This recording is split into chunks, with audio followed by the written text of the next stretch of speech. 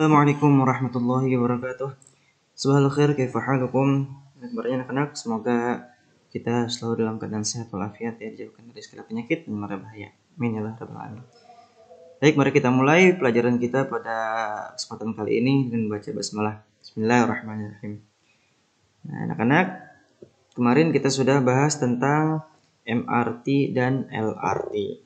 Nah, pada materi kali ini kita akan lanjutkan pembahasan kita yaitu tentang tujuan, manfaat, dan cara menggunakan MRT dan LRT.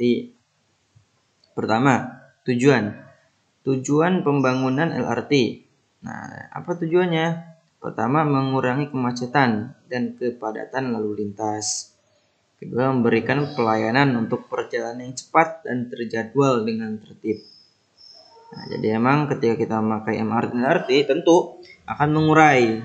Jadi tidak macet dan kepadatan lalu lintas akan menurun karena penumpang atau yang biasa pergian itu beralih ke MRT. Jadi di jalan raya pun akan terhindar tuh kemacetan ya. Macet dan padatnya lalu lintas akan berkurang. Menyediakan alat transportasi yang aman, nyaman, dan terpercaya.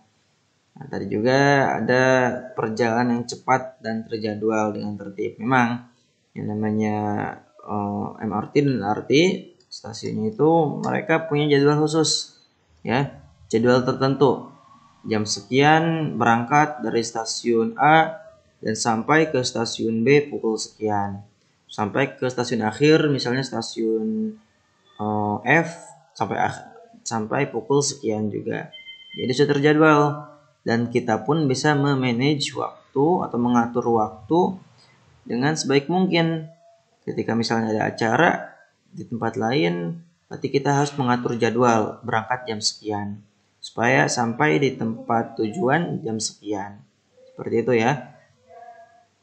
Jadi cepat juga untuk perjalanan, juga terjadwal, itu ya yang paling pentingnya. Kemudian alat transportasi yang aman dan nyaman. Tentu ketika mungkin di antara kamu yang sudah pernah naik MRT itu enak ya, tempatnya nyaman, bersih, dan terpercaya tentunya. Kemudian memudahkan kegiatan ekonomi masyarakat. Nah, di sini maksudnya ketika misalnya ada kegiatan ekonomi, kerja, dagang, dan sebagainya, ketika ada MRT dia lebih cepat. Juga relatif lebih murah. Ya, cepat dan murah, juga mudah dalam aksesnya.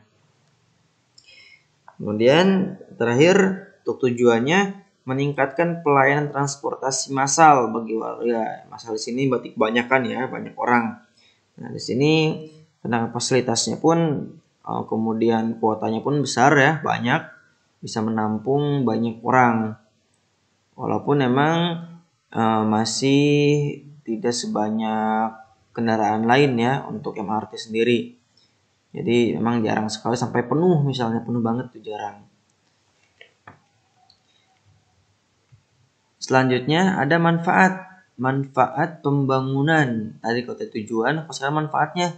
Jadi manfaat apa saja sih yang bakal dirasakan oleh masyarakat Jakarta? Yang pertama itu menghemat waktu.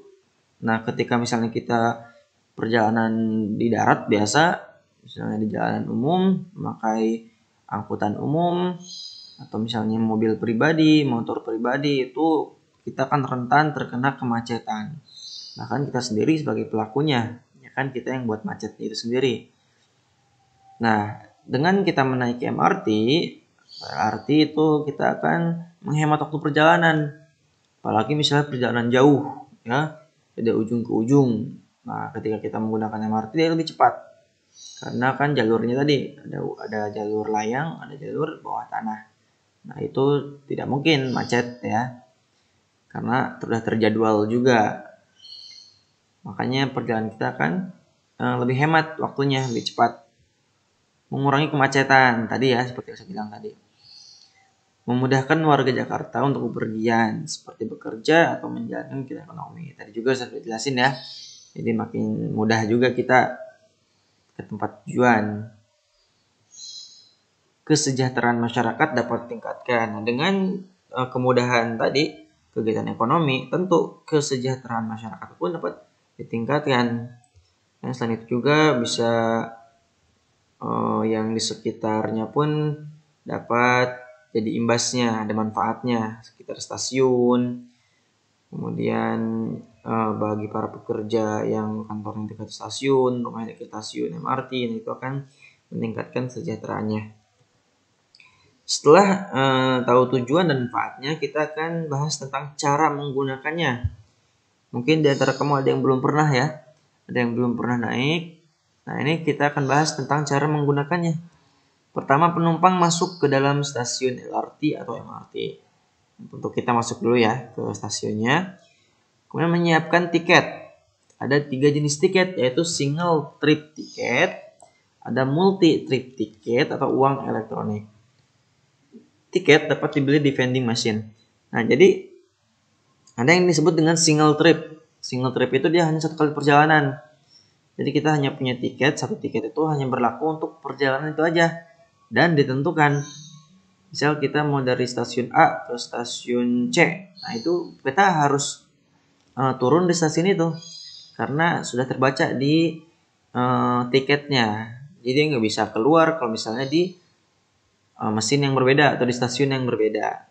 Untuk single ya. Dia sekali-sekali jalan. Nah, untuk yang multi ini bisa berkali-kali.